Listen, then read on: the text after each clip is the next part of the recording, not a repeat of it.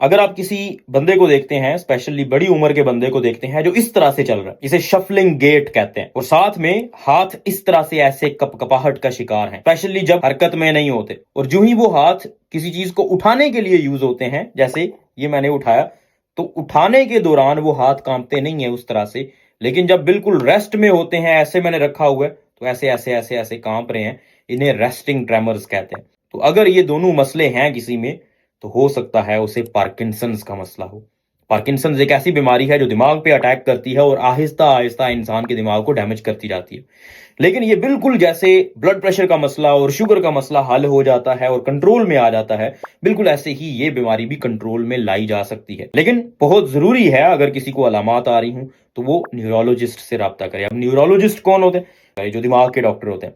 अब दिमाग के सर्जन के पास नहीं जाना, दिमाग के जो दूसरे डॉक्टर होते हैं, न्यूरोलॉजिस्ट जिन्हें कहा जाता है, उनके पास आपने जाना है और ये मामला हल हो सकता है। मैंने बहुत सारे लोग देखे हैं, बहुत सारे बुजुर्ग देखे हैं अनफॉर्चुनेटली, जिनको ये मसला होता है लेकिन पता नहीं चलता, और फिर आहिस्ता आहिस्ता वो मसला इतना बढ़ जाता है कि खाना नहीं खाया जाता। जब भी वो कोई चीज निगलने लगते हैं तो उनके गले में फंस जाती है, उल्टी होना शुरू हो जाती है, और वो फेफड़ों में अक्सर औकात चली जाती है, जिसकी वजह से बहुत सारी कॉम्प्लिकेशंस होती हैं और इन लोगों की जिंदगी बहुत कम रह जाती है।